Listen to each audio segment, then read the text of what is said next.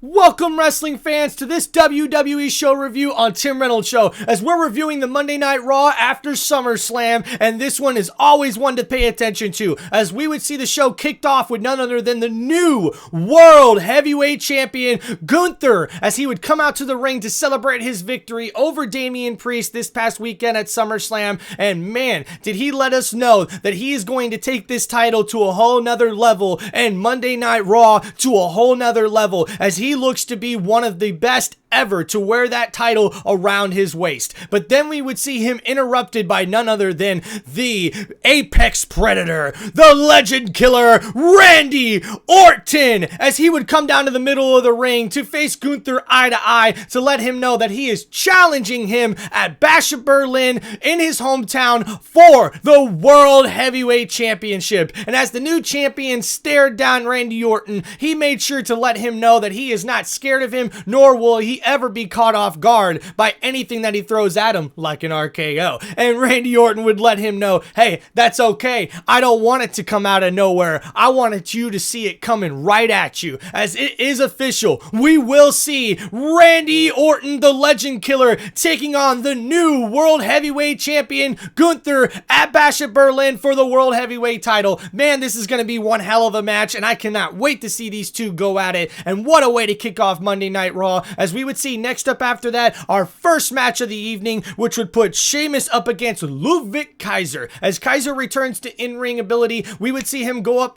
one-on-one with Sheamus and try to take it to him, but he would be no match, as Sheamus would get the victory in this one over Ludwig Kaiser, but not before we would see some drama and an interference by none other than Pete Dunne again, as he would come after Sheamus with the shillelagh, but Sheamus would counter this offensive interference with his own offense and take out Pete Dunne and Ludwig Kaiser and still win the match. Way to go, Sheamus, man. Another fellow redhead kicking ass out there with another banger. And then we would see after this, guys, we would see Damian Priest come out to the ring to call out Finn Balor after Balor betrayed him this past weekend at SummerSlam. And of course, we would not see Finn Balor come out to the ring, as he would come up over the Videotron with the new Judgment Day by his side, as we would see this new faction formed, as now Finn Balor is the leader of this new Judgment Day, with Liv Morgan, Dirty Dominic Mysterio, JD McDonough, and Carlito, the new members of this New Day faction. And Finn Balor would go on to tell Damian Priest that he is going to take his time coming after him, and that Damian Priest better watch his back, because Finn Balor and the Judgment Day are coming to take him out.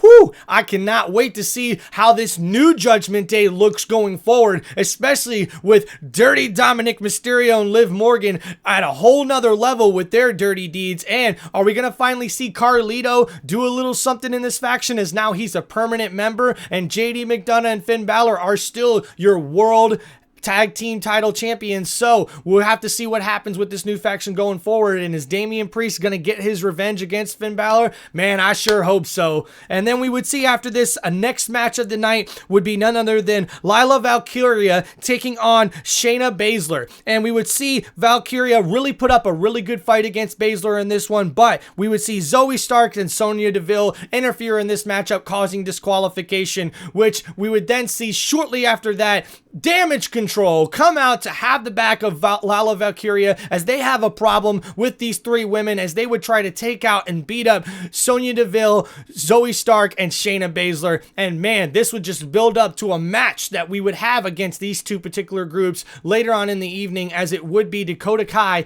taking on Sonya Deville later on in the evening. Then we would see the next thing up would be CM Punk coming out to the ring to tell us about how he fought hard against Drew McIntyre over the weekend. Even though he didn't come out on top and get the victory, he says, I still got air in my lungs, and you did not put me in the ground. You did not take me out, Drew McIntyre, and I'm ready to fight you once again. But we would see CM Punk be interrupted by none other than the visionary, the revolutionary, Seth freaking Rollins, as he would come out not looking to talk, looking for a fight, looking to beat the hell out of CM Punk, before these two would be interrupted by none other than Drew McIntyre, as he's out in the crowd talking to both of the guys as CM Punk and Seth Rollins are just staring each other down, not even paying attention to Drew, before Drew, of course, shows off the bracelet with Punk's wife's name on it and his dog. And man, of course, CM Punk could not just let that fly, as he would leave the ring and go after Drew McIntyre looking for a fight. But Seth Rollins would be getting a fight of his own inside the ring, as it was a surprise to all of us, and especially a surprise to Seth Rollins, as he would be jumped and attacked by none other than Bronson Reed. Big Bronson Reed comes out to beat the living hell out of Seth Rollins, hitting him with the tsunami off the top rope, his finishing maneuver multiple times over and over again, just obliterating Seth Rollins. And he would later on have to go to the hospital, as we would see him coughing up blood and possibly being checked out for internal bleeding after this attack. Man, Bronson Reed definitely made a statement with attacking Seth Rollins, but what's going to happen going forward, as we know Seth freaking Rollins is not going to take this lightly. Bronson Reed, you better watch out and be careful what you wish for, because we would see early on in the evening he would go up to General Manager Adam Pearce asking why Sheamus was the one who had a match there on Monday Night Raw and Bronson Reed didn't. And Bronson Reed told GM Adam Pearce that he was going to make a statement himself, that he was going to have to create opportunities himself. And of course, the general manager of Raw didn't see this coming when he probably should have. Man, Bronson Reed makes one hell of a statement on the Monday Night Raw after SummerSlam. And then we would see shortly after this particular incident, the next thing that we would have up on Raw would be our next matchup of the night, as we would see a tag team match that would put the Final Testament's members, Arkham and Razor, the Authors of Pain, up against the New Day, as Kofi Kingston would return and he would team up with Xavier Woods to take on Arkham and Razor. And man, did we have one hell of a match, as it looked like the Final Testament was going to get the victory in this one, until we would see a big new arrival for the New Day, as Odyssey Jones would come out to help the New Day out after they were being attacked by the Final Testament, as the New Day would get the victory in this one. But man, do we have ourselves a possible new member of the New Day, as Odyssey Jones makes a statement on Monday Night Raw, taking out the Authors of Pain in the Final Testament. And now we have to see going forward what is going to happen with the New Day, and if Odyssey Jones will be the new third member of the New Day. And then we would see shortly after that a backstage celebration between the New Day and Odyssey Jones, as Xavier Woods would be introduced to Jones, as Kofi Kingston and Jones had been introduced to each other through rehab recently when Kofi Kingston got hurt. And then we would see a nice cool moment as Otis and Tozawa would come in to celebrate with the guys, and they would bust some dance moves out. Hey! And then our next thing up, we would see backstage interview with none other than the new Intercontinental Champion Braun Breaker, as he would pretty much make a statement, a very, very bold statement, that anybody looking to come take his title off of his waist better watch out, because he's going to have that title for as long as he wants. And you know what? I don't blame him, man. Braun Breaker is one of the most baddest new and up-and-coming superstars right now in the WWE, and him being the new Intercontinental Champion, hey, anybody who challenges that guy for the title is definitely going to have one hell of a fight. But we would find out that next week on Monday Night Raw, Braun Breaker will defend his Intercontinental Championship against Sami Zayn, as Sami Zayn got his rematch from General Manager Adam Pearce for next week on Monday Night Raw. We would then see shortly after this our next match of the night would pin JD McDonough up against Damian Priest. Now this is after we've seen some video promos of these guys really going after one another, and man, it got down and dirty, especially with JD McDonough calling out Damian Priest, and then Damian Priest calling JD McDonough pretty much a little Yatch, and gonna kick his ass tonight. And man, we had one hell of a match, as JD McDonough continues to impress inside the ring with his in-ring ability and being able to take Damian Priest to the limit. But of course we wouldn't get through the whole match, because Finn Balor would come out and interfere and jump Damian Priest, causing disqualification, and we would see all members of the Judgment Day come out and get themselves a piece of Damian Priest, right? Beating him up before we would see Rhea Ripley come out looking to take out the Judgment Day and Liv Morgan. Oh, and man, she got a hold of her this time, folks, as she slammed Liv Morgan's head through the pole 2 different times, and then she went to go put her through the announcer's table before Liv Morgan was saved by Dirty Dom. And man, I cannot wait to see Rhea Ripley come after Dirty Dom and Liv Morgan going forward.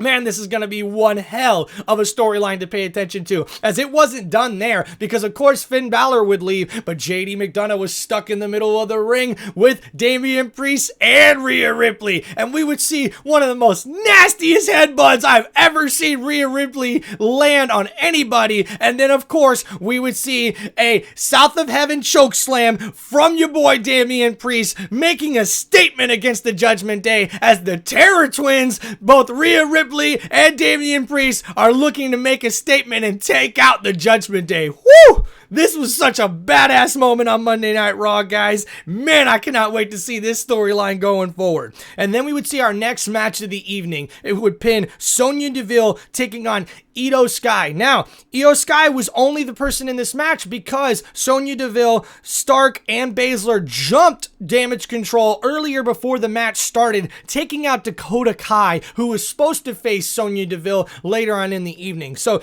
Io Sky would definitely take it to Sonya Deville and actually pull off the upset victory in this one, as Damage Control wins this one and makes a big statement against Sonya Deville, Shayna Baszler, and Zoe Stark going forward. And man, we're gonna have to see who really takes control of this women's division going forward after this particular incident. Then our next thing we would see backstage would be a meeting between Sami Zayn and Dragunov, as Dragunov was giving words of encouragement to Sami Zayn, letting him know that he is a legend, that he is one of the best champions in WWE of all time and a future Hall of Famer, and to never forget that. And as he walked off, we would see Sami Zayn kind of down a little bit on himself, but he would be joined by none other than Yeet. Jey Uso would come in to give some words of encouragement to Sami Zayn to let him know, hey man, you're not done yet. You're gonna go get that Intercontinental Championship back, and when you do, my boy, Yeet, you're gonna come with me and we're gonna handle some business and we're gonna become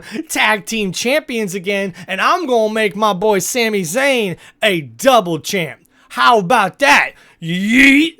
And of course, Sami Zayn would definitely look like he was fooling us with being down on his answer before he'd be like, hell yeah, I'm gonna do that, my boy Jey Uso. I already got a rematch next week against Braun Breaker to get back my Intercontinental Championship. And man, I cannot wait to see Jey Uso and Sami Zayn back as a tag team. Hell yeah, man. This is gonna be one hell of a tag team to look at too, as these guys on Monday Night Raw should tear it up going forward. And then we would see shortly after this our final match of the evening. Our main event would be a 6-man tag team match, as we would see the new faction of the Creed Brothers and Chad Gable, now called American Made, taking on none other than the Wyatt Six, who are making their in-ring debut on Monday Night Raw in Baltimore, Maryland. This is the same Monday Night Raw, the same Baltimore, Maryland that the Wyatt family made their debut years ago. So now it comes full circle for the Wyatt Six as they take on the new faction, American Made, led by Chad Gable. And man, we would have one heck of a match, as these guys would really show off all of their skills, especially Chad Gable, man. I have got to give this guy props. He is definitely showing some elite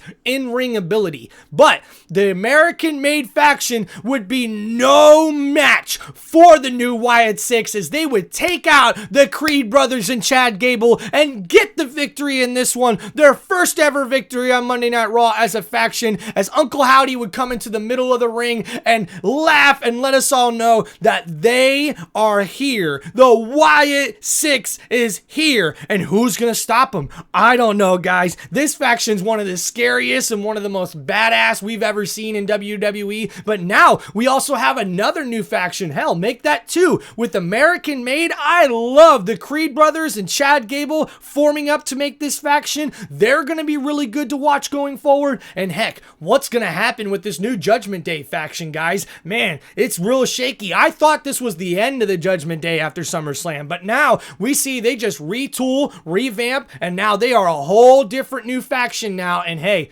guys, we got Randy Orton taking on Gunther for the World Heavyweight Championship. Let's go, man. This pay-per-view, Bash at Berlin, or Premium Live Event, the PLEs like we should say, hey, it's going to be off the chain already, man, and we only got one match confirmed. So, hey, this has been your WWE show review on Tim Reynolds Show. Please like and subscribe to the channel for more sports content, wrestling content, WWE content, and sports entertainment right here on the Tim Reynolds Show. Thank you guys for all the support. I really appreciate it. Please stay up to tune on everything I'm posting as the football season's about to start, and I'm definitely going to get that going. And hey, wrestling is all year long, baby, so we'll be continuing to bring you guys the WWE content and sports entertainment y'all are going to love. Thank you so much, everybody. Peace out and have a great day.